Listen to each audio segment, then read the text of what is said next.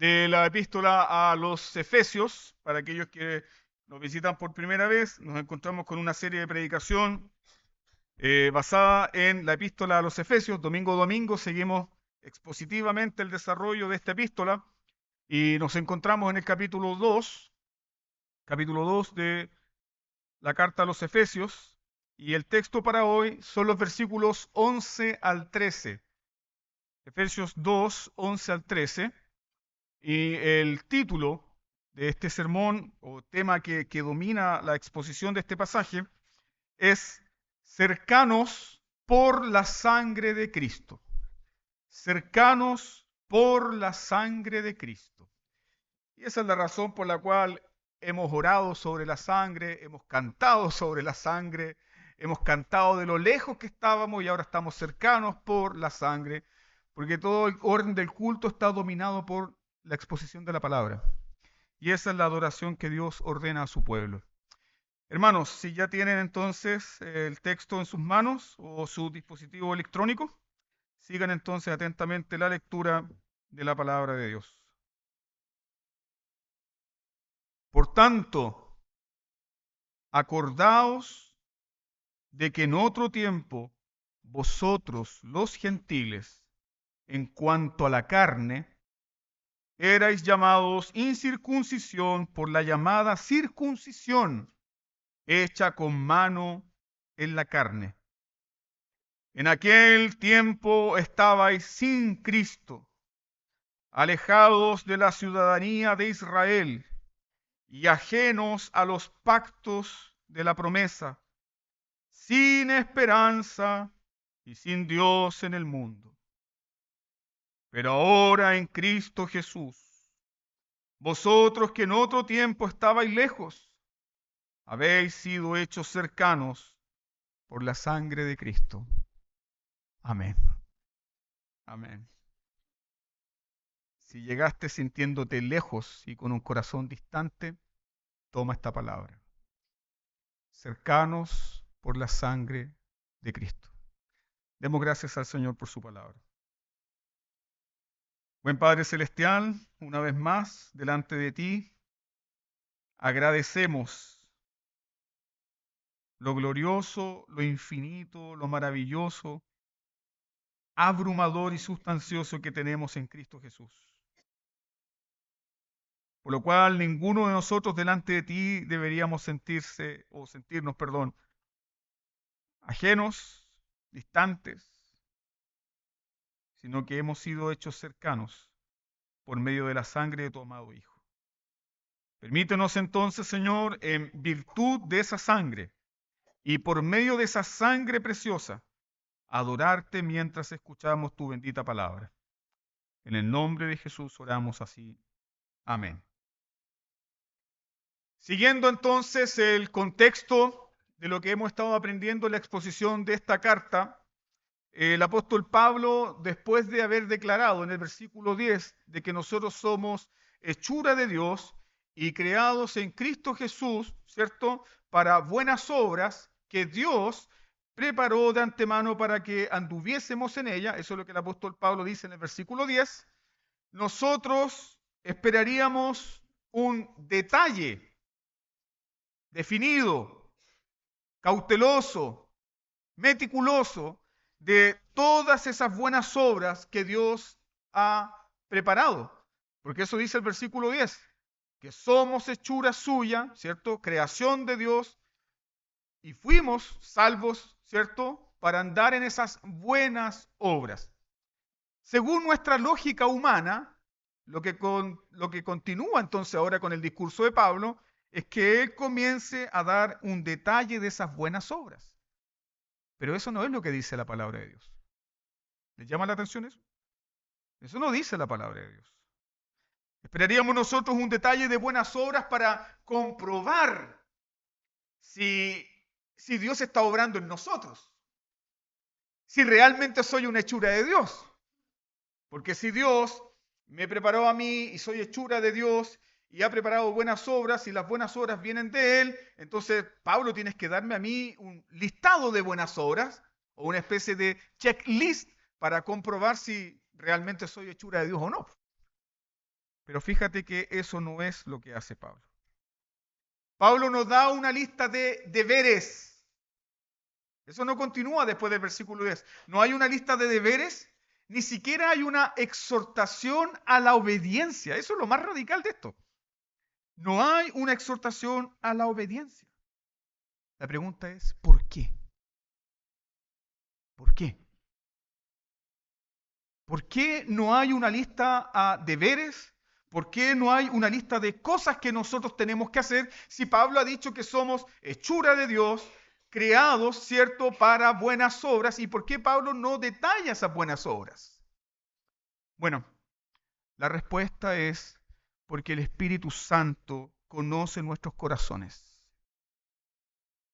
El Espíritu Santo conoce nuestros corazones que son profundamente legalistas. Queremos ganarnos el favor de Dios. Queremos demostrarle a Dios que podemos. De alguna u otra manera queremos decirle a Dios, mira, Señor, no te has equivocado conmigo. Es absurdo. Es absurdo. Y el Espíritu Santo que conoce nuestros corazones sabe que el crecimiento espiritual, porque de eso trata la carta a los Efesios, el crecimiento espiritual no brota de la fuerza de la voluntad humana. El crecimiento espiritual, la madurez espiritual, la madurez del creyente, la madurez del cristiano, no viene por esfuerzo de la naturaleza y de la voluntad humana, sino que viene por ser abrumado y quebrantado por la gracia de Dios. La gracia de Dios nos abruma, la gracia de Dios nos quebranta y esa gracia produce en nosotros gratitud. Es decir, el terreno fértil donde surgen las buenas obras es un terreno que ha sido trabajado y labrado y removido por la gracia de Dios. ¿Por qué servimos al Señor? Porque Él es bueno y misericordioso. ¿Por qué le amamos? Porque Él nos amó primero.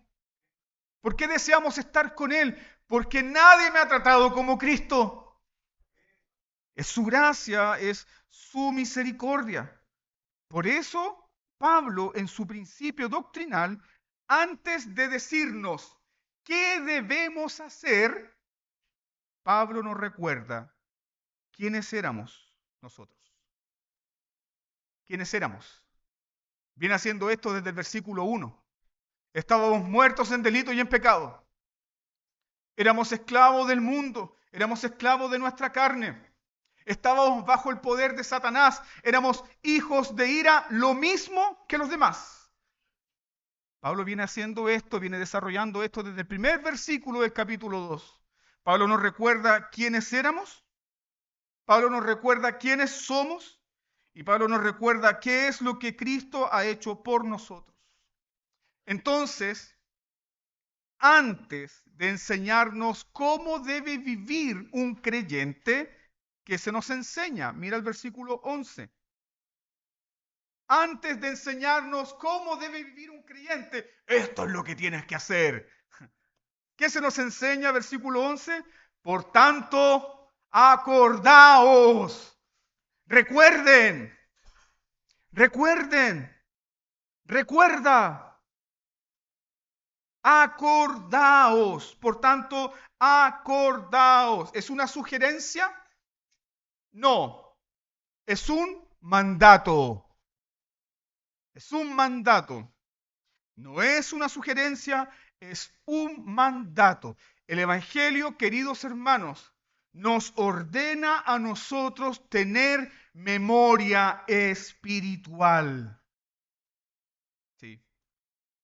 El Evangelio nos demanda a nosotros tener memoria espiritual. Porque la memoria espiritual produce el crecimiento en la gracia. De eso está hablando el apóstol Pablo. Una memoria espiritual. Cuando usted mira adelante, cuando usted mira el porvenir, confía en la gracia del Señor, ¿o no? Por la gracia del Señor podremos hacer esto. Por la gracia del Señor podré emprender esto. Confío en la gracia del Señor. El cristiano es uno que mira hacia adelante confiando en la gracia del Señor. Pero también el cristiano es uno que mira hacia atrás, recordando lo que la gracia del Señor ha hecho con él. ¿Qué es lo que hacemos en la Santa Cena? Haced esto en memoria de mí. Por lo tanto, la memoria espiritual preserva al creyente de dos grandes peligros. Primer peligro, la ingratitud. Cuando olvidamos lo que Dios ha hecho, cuando olvidamos lo que Dios ha hecho en nuestras vidas, nuestro corazón orgulloso se llena de ingratitud. Ese es el primer peligro, la ingratitud. Y el segundo peligro es el orgullo. Nos llenamos de orgullo. Nos olvidamos de que éramos miserables, pobres, ciegos, tristes, desnudos, sin Dios y sin esperanza en el mundo, y Él tuvo misericordia. Cuando olvidamos eso, nos llenamos de orgullo. Este ministerio está así porque, yo puedo. Tristemente yo recuerdo las palabras de un pastor que dijo lo siguiente: esta iglesia sin mí no es nada. Cuando olvidamos la gracia de Dios, eso sale de nuestros corazones. Pero todo lo que tú tienes, tus dones, tus talentos, tu inteligencia, tu apariencia, tu capacidad, todo proviene de la gracia de Dios. Nada es tuyo. 1 Corintios 4:7. ¿Qué tienes que no hayas recibido? Y si lo recibiste, ¿por qué te glorías? Como si no lo hubieses recibido. Todo lo que tienes es don de Dios. Pero cuando olvidamos la gracia, nos llenamos de ingratitud, nos llenamos de orgullo. Ingratitud y orgullo. Entonces, si usted y yo, si esta iglesia desea mantenerse espiritualmente saludable y crecer en la gracia, ¿qué necesitamos? Lo mismo que necesitaban los efesios. ¿Qué necesitaban los efesios? Recordar en qué tiempo y recordar en qué contexto la gracia de Dios nos alcanzó. Por eso el apóstol Pablo dice: acordaos de que en otro tiempo ustedes eran esto y esto. Ahora, haz el ejercicio delante del Señor, porque has venido a adorar a Dios. ¿En qué momento la gracia de Dios te alcanzó? ¿En qué momento la gracia de Dios vino a tu vida? ¿En qué momento la misericordia de Dios alcanzó a tu familia? Y con eso alcanzó a tu padre, alcanzó a tus hermanos, te alcanzó a ti y alcanzó a tu descendencia. De pronto olvidamos eso. Y cuando lo olvidamos nos llenamos de orgullo y de ingratitud. Si eso ocurre, nuestro orgullo carnal, si olvidamos la gracia, nuestro orgullo carnal nos hará ser ingratos y olvidadizos con todo lo que Dios nos ha dado. Y de ahí surgen los problemas espirituales. Ejemplo de esto lo tenemos en las cartas enviadas a las 7 iglesias de Asia Menor. Recuerda la amonestación que el Señor Jesucristo le da a la iglesia Sardis. Sardis era conocido como una iglesia que tenía nombre de que estaba viva, pero estaba muerta. Ahora, ¿por qué entraron en ese letargo espiritual y mortalidad espiritual? Cristo Jesús les dice a la iglesia de Sardis, Apocalipsis capítulo 3, versículo 3, recuerda pues lo que has recibido y oído. Cada vez que olvidamos la gracia, cada vez que olvidamos la misericordia, cada vez que comenzamos sistemáticamente a olvidar lo que Dios ha hecho en nuestras vidas, comenzamos a enfermarnos espiritualmente. Surge el orgullo, surge la ingratitud. El olvido de la gracia entonces alimenta el orgullo espiritual. Pero el recordar la gracia, ¿qué produce? gratitud. Si recuerdas la gracia, se produce la gratitud. Si olvidas la gracia, produce sequedad espiritual. Pero recordar la gracia produce también renovación. Eso es justamente lo que el salmista David ora en el Salmo 103, salmo tan conocido por nosotros, pero tan menospreciado. Ahí está la dinámica espiritual. La dinámica espiritual para un creyente, para mantenerse saludable, es mantener un recuerdo constante de la gracia y de la misericordia de Dios. ¿Qué dice el Salmo 103? Recordémoslo juntos. Bendice alma mía Jehová y no olvides ninguno de sus beneficios. ¿Cuáles beneficios, David? ¿Cuáles son los beneficios que yo como cristiano debo recordar para mantener un corazón agradecido y tierno delante de Dios y no caer en el orgullo espiritual? Bueno, David dice lo siguiente. Él es quien perdona todas tus iniquidades. Él es aquel que sana todas tus dolencias. Él es aquel que rescata del hoyo tu vida. Él es el que te corona de favores y misericordias. Él es el que sacia del bien tu boca. ¿Y qué produce todo esto? De modo que te rejuvenezcas como el águila. ¿Se da cuenta? ¿Qué produce un recuerdo fresco de la gracia de Dios?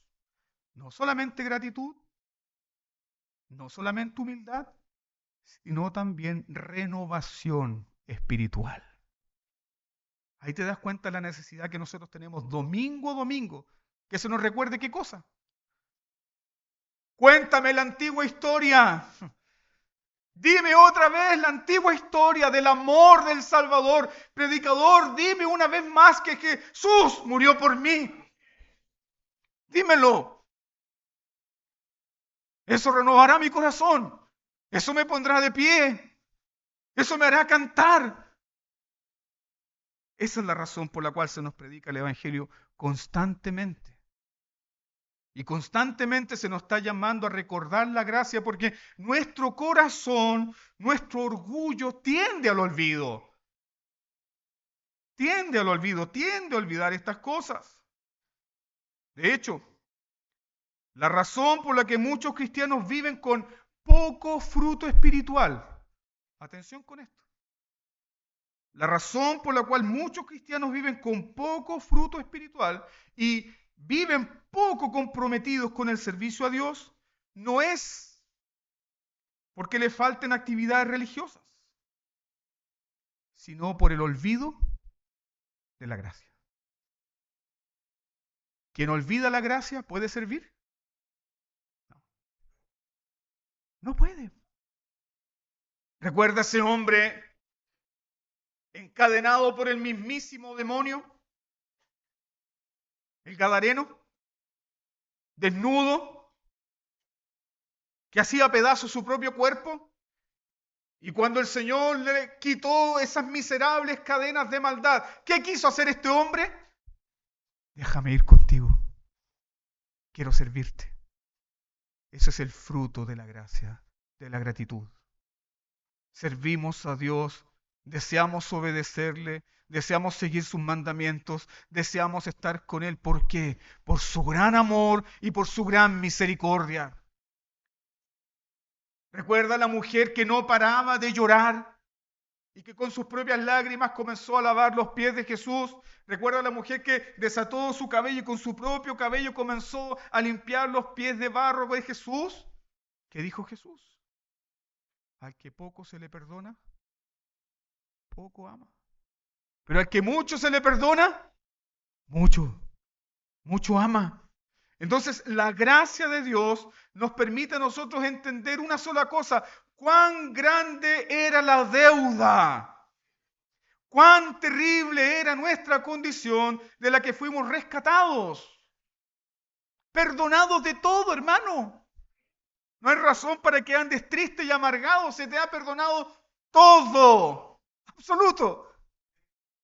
Y eso produce en nosotros gozo y también produce un servicio. Y eso es justamente lo que el apóstol Pedro explica muy bien en 2 de Pedro capítulo 1, versículo 8 al 10.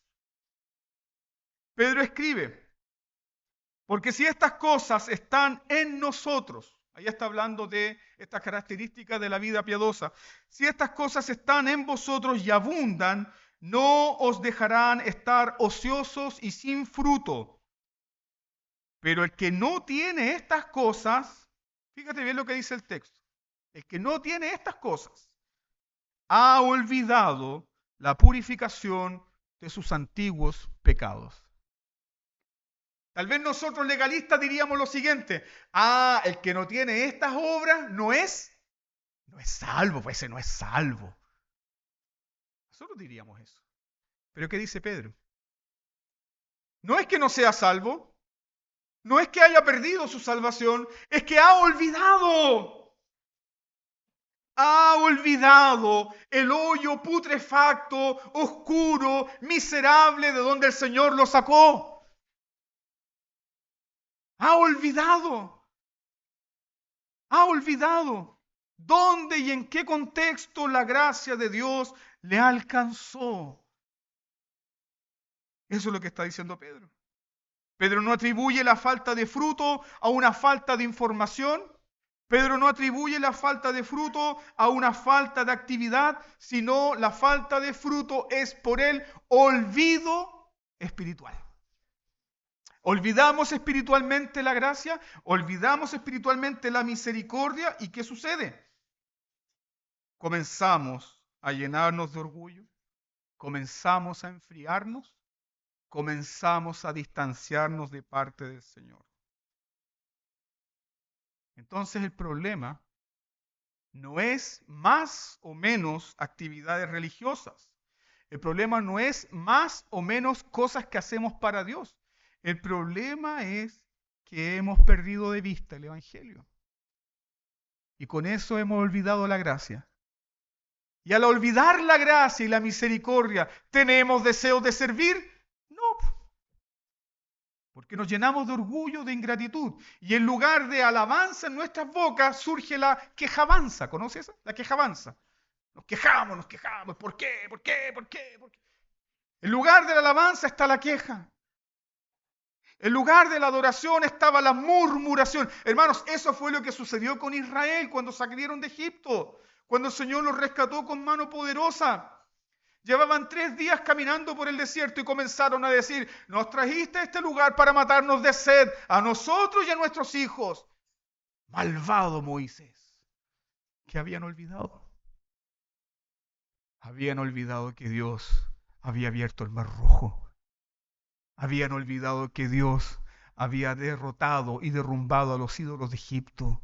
Habían olvidado que Dios mismo había sepultado bajo las aguas a Faraón y a todos sus carros. Hermano mío, muchas veces estás enfermo, seco, porque olvidas la misericordia de Dios. Esa es la realidad. No se debe a las circunstancias, se debe a tu olvido sistemático de la misericordia y de la gracia de Dios. Y ese olvido sistemático puede tener una razón. Tal vez muchos de ustedes vienen de un pasado oscuro, vergonzoso, doloroso, que no quieren recordar. Tal vez muchos de ustedes vienen de un contexto de miseria, de dolor tan grande, tan ingrato, que ni siquiera quieren tenerlo en su mente. Tal vez la gracia del Señor les alcanzó a ustedes cuando su vida familiar se había destrozado por completo. Tal vez la gracia del Señor les alcanzó a ustedes cuando vieron en sus propias familias la destrucción moral, el abuso, la inmoralidad. O tal vez la gracia del Señor te alcanzó a ti cuando hiciste cosas demasiado vergonzosas que ni siquiera te atreves a decirle a nadie. Pero el Espíritu Santo quiere que recuerdes justamente eso. ¿Por qué? Para que entiendas la gracia de Dios que te recibió. Para que comprendas la misericordia de Dios que ha obrado en tu vida. Por eso el cristiano, cuando ve su pasado para atrás, no lo mira como un pasado de culpa y de dolor, sino que lo ve como un pasado a la luz de ¿qué? A la luz de la gracia y de la misericordia de Dios. Yo era un perdido, yo no tenía rumbo, mi vida no tenía sentido, estaba tal vez en una crisis existencial. Es cierto, tal vez no había cometido ningún crimen atroz, pero mi vida en sí no tenía sentido alguno. Y Dios vino a mi vida y se apareció en mi camino y tuvo misericordia de mí. Eso es justamente lo que el Espíritu Santo está haciendo aquí. El Espíritu Santo está recordando deliberadamente la condición pasada de los efesios. Eso es lo que dice. Recuerden ustedes que estaban sin Dios en este mundo y sin esperanza. Recuerden que ustedes eran gentiles. Recuerden que ustedes eran llamados la incircuncisión. ¿Se da cuenta? El Espíritu Santo está recordando deliberadamente la condición pasada de los efesios. ¿Y para qué hace esto el Espíritu Santo? ¿Para condenar a los efesios? No, sino para magnificar y exaltar la gracia de Dios. Si tú quieres exaltar y magnificar la gracia de Dios, debes recordar entonces el contexto donde la gracia te encontró. ¿Sí? ¿O acaso Dios no te ha bendecido? Alabamos al Señor, pastor, debajo de un techo de fonola y ahora mi casa tiene 3 pisos. ¿Qué es eso? Es la gracia de Dios, es la misericordia de Dios. Vivíamos en este mundo, pastor, sin Dios y sin esperanza. Mi padre se emborrachaba, golpeaba todo, robaba todo, tiraba todo, hacía destrozos. Pero un día la bendita gracia de Dios lo alcanzó y llegó la paz al hogar. ¿Cuántos testimonios hay así? Eso es justamente lo que el apóstol Pablo quiere que los efesios recuerden. Recuerden su pasado, recuerden su condición pasada, recuerden lo que eran y ahora lo que son. Eso es lo que Pablo está haciendo aquí. Acordaos de que en otro tiempo vosotros los gentiles, en cuanto a la carne, eran llamados incircuncisión. ¿Cómo le llamaban los judíos a los gentiles? Del Antiguo Testamento encontramos ese insulto. Filisteo incircunciso. Este es un incircunciso. Este es un pagano. Sin Dios, sin esperanza. Para los judíos, ¿qué significaba ser gentil? No es el vocablo de gentilicio, de ser amable. No, para los judíos gentil era cualquier nación fuera de Israel. Eso era un gentil. Un gentil era cualquiera fuera de la nación de Israel.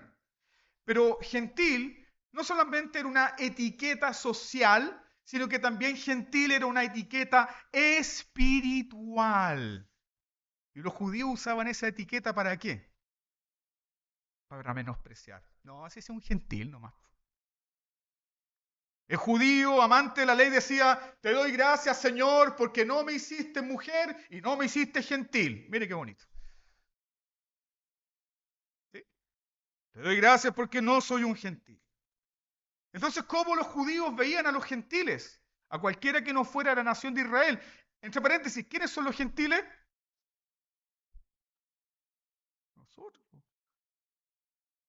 Nosotros. ¿Cómo los judíos veían a los gentiles? Como perros. Perros. ¿Por qué? Porque los gentiles en sus ropas, en sus costumbres, en su cultura, en su forma de hablar, estaban completamente contaminados, eran inmundos espiritualmente. Si un judío se juntaba con un gentil, ¿cómo quedaba? Quedaba contaminado. ¿Recuerdan las grandes críticas de los fariseos hacia Jesús? Este come con pecadores, con prostitutas, con publicanos y también con gentiles. Los gentiles eran menospreciados por los judíos. De hecho, algunos rabinos, y esto está documentado en escritos más antiguos, algunos rabinos enseñaron que Dios creó a los gentiles para alimentar el fuego del infierno. Qué bonito. Así Pablo le dice a los efesios, ustedes eran gentiles. Pero no solamente eran gentiles, ustedes eran incircuncisos, porque los judíos dividían el mundo en circuncisos y incircuncisos. Los que tienen la circuncisión, los que no tienen la circuncisión. Y todo aquel que no tiene la circuncisión es maldito, está fuera del pacto, no tiene esperanza, no tiene el Dios de Abraham, de Isaac y de Jacob. No le pertenece nada, es un incircunciso.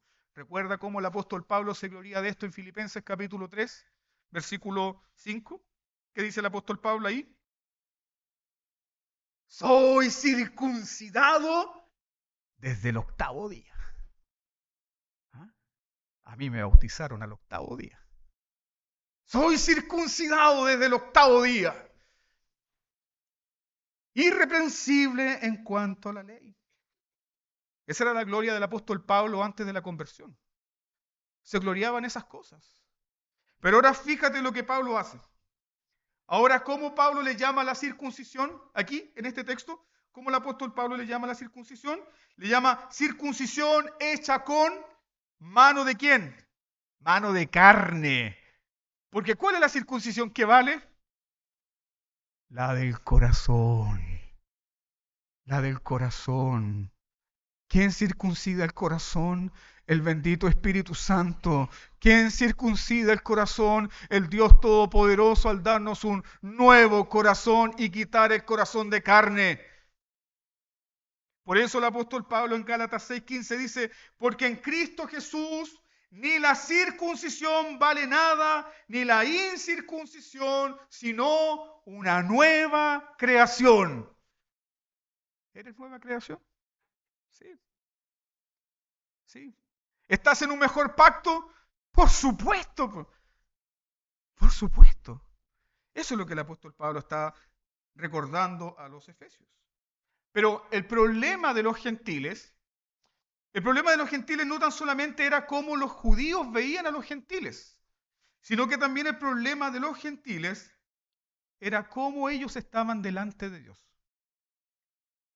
Por un lado tenemos el desprecio que los judíos tenían por los gentiles, pero Pablo ahora va a comenzar a detallar cómo los gentiles estaban delante de Dios. Mira por favor tu Biblia. ¿Cómo los gentiles estaban delante de Dios? Versículo 12. En aquel tiempo estabais sin Cristo, alejado de la ciudadanía de Israel, ajeno a los pactos de la promesa, sin esperanza y sin Dios en el mundo.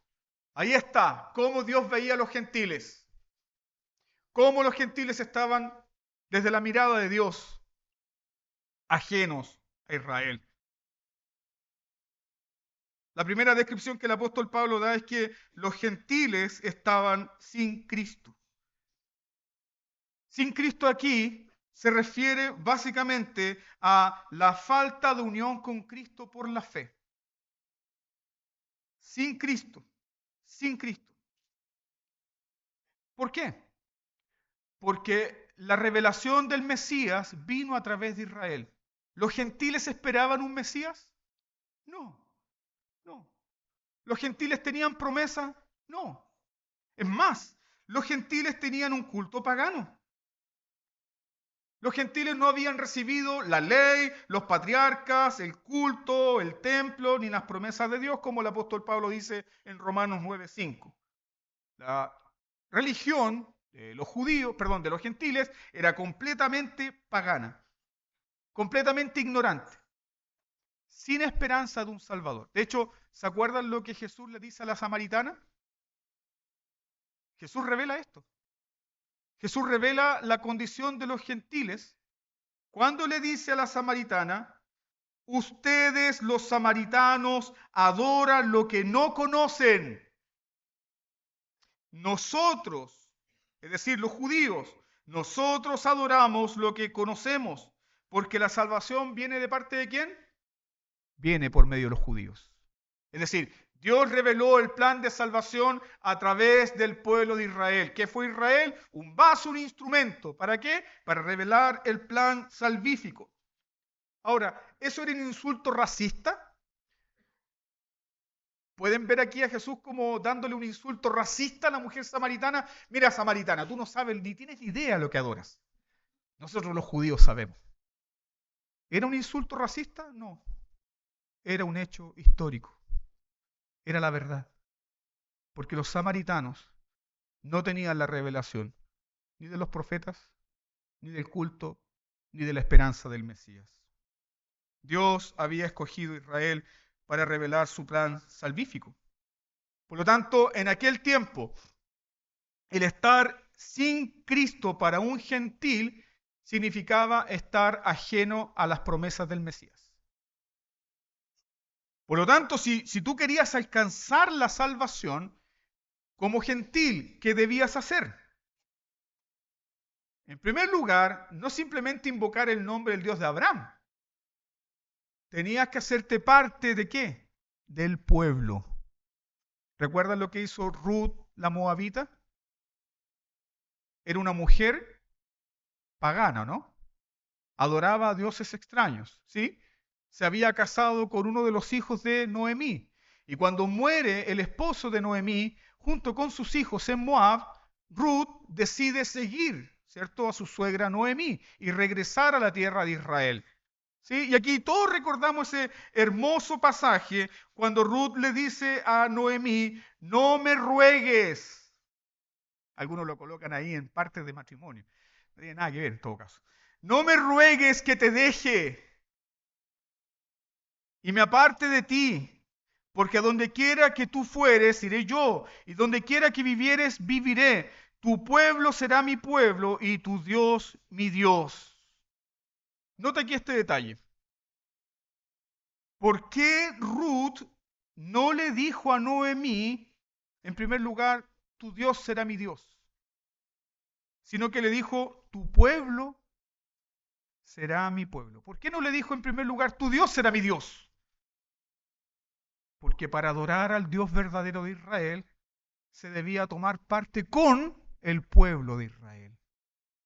Y es cierto, Dios ya había obrado en el corazón de Ruth. Y ahí nosotros vemos también un pequeño adelanto de la salvación a los gentiles. Dios ya se había revelado el corazón de Ruth, pero Ruth, para que tuviera las bendiciones del pacto, tenía que asociarse ¿con quién? Con el pueblo de Israel. Ruth necesitaba entonces un cambio de nacionalidad para tener las bendiciones de Dios. Hoy en día, ¿tú necesitas hacerte judío? ¿Necesita ponerse una kipá? ¿Necesita venir aquí al culto con un manto de oración? ¿Necesita orar la oración en hebreo? Nada de eso. Porque la salvación está en Cristo Jesús. Bendito sea el Señor. Continúa el apóstol Pablo profundizando en esta lejanía de los efesios como gentiles. No solamente sin Cristo. Pablo también dice, alejados de la ciudadanía de Israel. Recuerden que Israel era una teocracia. Israel era una nación bajo Dios. Por lo tanto, quien se asociaba con Israel, se asociaba con Dios. Esa era una de las promesas también dadas a Abraham. Bendeciré a los que te bendigan y maldeciré a los que te maldicen. Pero los gentiles no tenían parte ni derecho a participar con Israel. Luego Pablo dice, eran también ajenos a los pactos de la promesa. Dios había comprometido en traer bendiciones inigualables a Israel, pero los gentiles no tenían esas promesas. No había promesa para ellos. En esa condición, Pablo también nos dice ahora que los gentiles eran impíos y sin esperanza. Sin esperanza y sin Dios en este mundo. Ahora piensen en qué tenían los efesios. En la gran ciudad de Éfeso estaba el templo a Diana de los efesios, ¿sí? Y también había muchos cultos paganos, muchos cultos, mucha adoración, muchas festividades religiosas. ¿Pero tenían conocimiento del Dios verdadero? No. Porque la palabra de Dios nos dice que la adoración a un ídolo no vale nada. Y hasta el día de hoy eso continúa así. Cuando tú miras muchas religiones en el mundo, muchas religiones, muchos cultos, muchas festividades, pero si no es el culto al Dios verdadero, es un culto a los ídolos. Los hombres permanecen entonces sin Dios y sin esperanza en este mundo fuera de Cristo. Los gentiles estaban entonces sin esperanza, sin Dios en este mundo. Y al estar sin esperanza y sin Dios en este mundo, para los gentiles, ¿a dónde conduce la historia? A ninguna parte. De hecho, usted puede leer acerca de esto en el siglo I, siglo II, el aumento constante de los suicidios. Para la religión estoica, la filosofía de los estoicos, el suicidio era algo bien visto. Porque en este mundo, para el hombre sin Cristo, no hay esperanza, no hay salvación. Y hasta el día de hoy continúa así. Los hombres sin Cristo no tienen esperanza, no tienen razón de vida. No hay esperanza para ellos. Un hombre puede poseer riqueza, prestigio, lujo, ser conocido en redes sociales, tener cierta reputación, pero sin Cristo es miserable. Está muerto. Ahora, ¿qué dice el apóstol Pablo? Luego de detallar esa condición. Versículo 13. Pero ahora, en Cristo Jesús. ¿Se da cuenta cómo Pablo también ya ha empleado esa dinámica espiritual? Primeros 3 versículos de Efesios capítulo 2. Muertos en delitos y en pecados. Esclavos del mundo. Esclavos de nuestra carne. Esclavos de Satanás. Hijos de ira. Y luego que dice en el versículo 4, pero Dios. Y ahora vuelve a repetir la misma dinámica espiritual. Pero ahora en Cristo Jesús. Pero ahora en Cristo Jesús. Estas palabras son cortas, ¿no? Pero ahora en Cristo Jesús. Son palabras muy cortas, pero su significado es infinito. Pero ahora en Cristo Jesús. Este ahora en Cristo Jesús, pero ahora en Cristo Jesús, ¿qué describe? Describe el paso de la muerte a la vida. Describe el paso de estar excluido a tener comunión con Dios. Este ahora entonces que da Pablo aquí, ¿de quién depende? Este ahora. ¿De quién depende? Bueno, por cierto, pastor, tal vez los efesios hicieron algo para acercarse a Dios. No, Pablo no dice eso.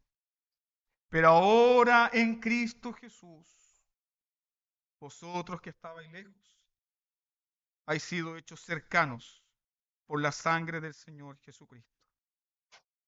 ¿Cuán grande era nuestra separación de Dios? ¿Cuán grande era la distancia que nos separaba de Dios? ¿Cuán grande era la distancia? Pablo dice que la distancia era tan grande, la separación era tan grande, la separación era tan profunda, la separación era tan abismante que Dios tuvo que derramar la sangre de su propio Hijo para acercarnos. No tu mérito, no tu buena conducta, no tu moral, no tu religión, la sangre preciosa del Hijo de Dios.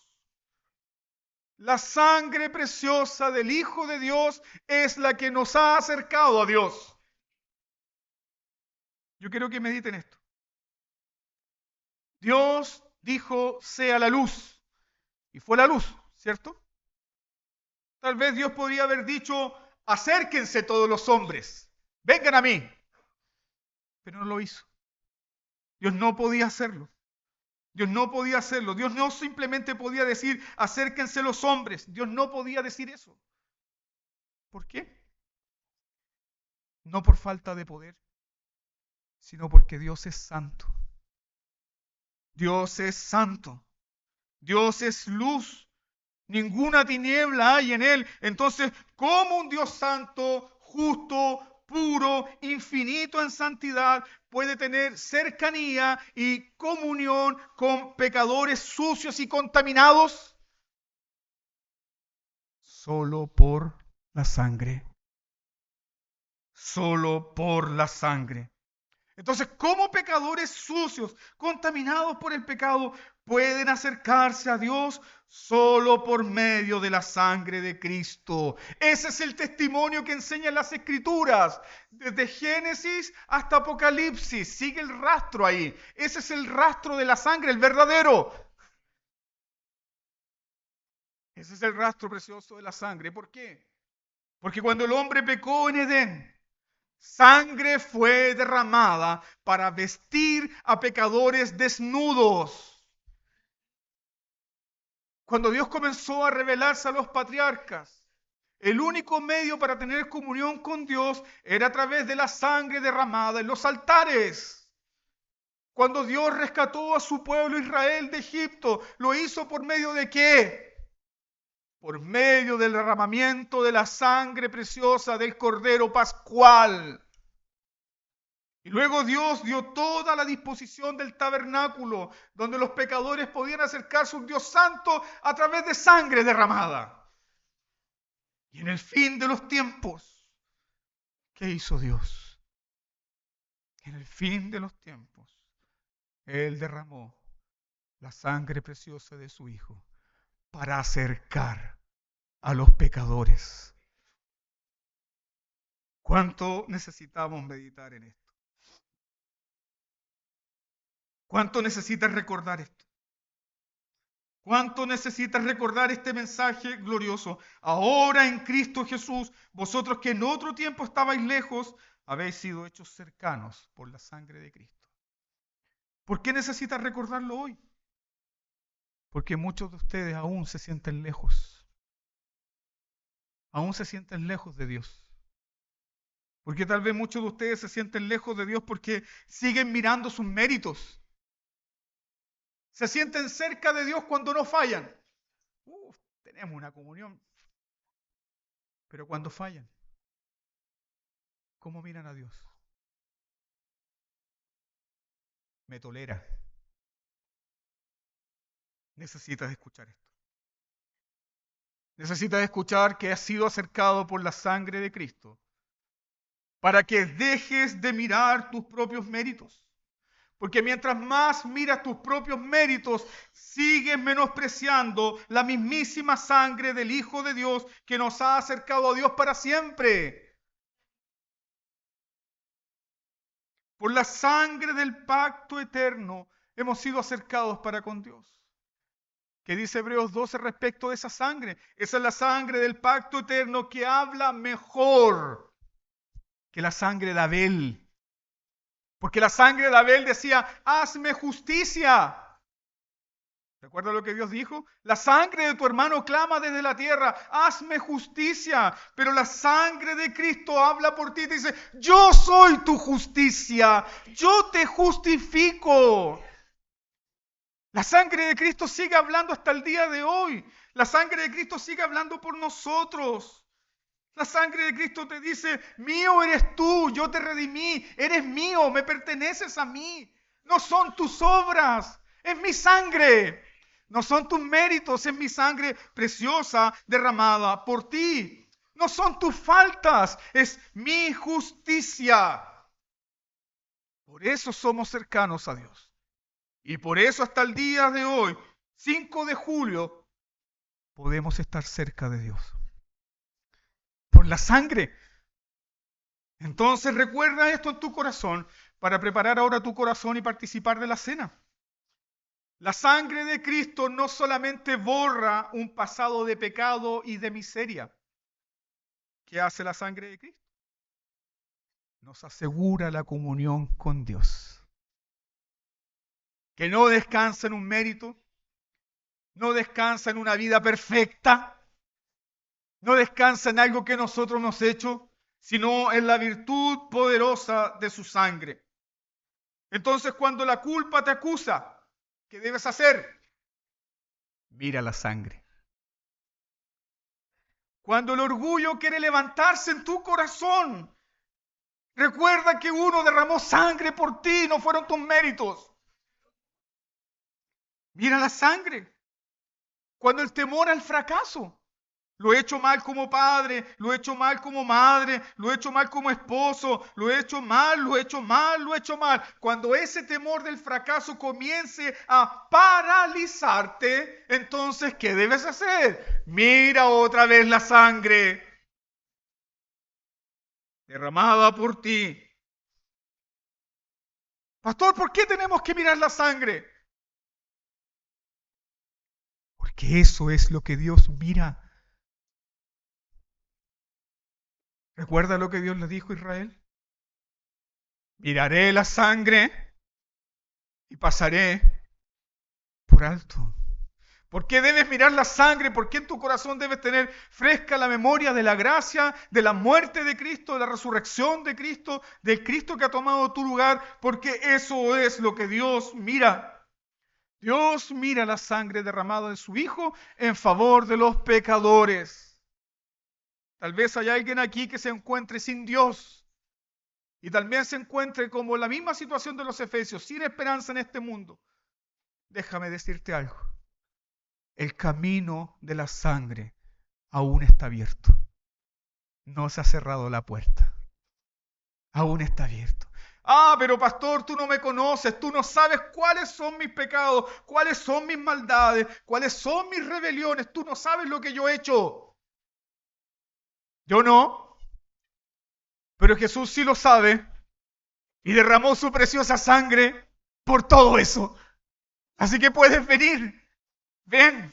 Y tú, cristiano, que te sientes lejos, tú, cristiano antiguo, que te sientes lejos, que te sientes triste, que te sientes desconsolado, sin fuerza, la sangre de Cristo sigue fresca para borrar todo pecado, maldad y para limpiar tu conciencia y para acercarte a Dios nuevamente y disfrutar de su comunión. Nunca lo olvide, iglesia amada. Estamos cerca de Dios solo por la sangre. Preparemos nuestros corazones ahora y participemos de la mesa del Señor con limpia conciencia. Oremos. Buen Padre Celestial,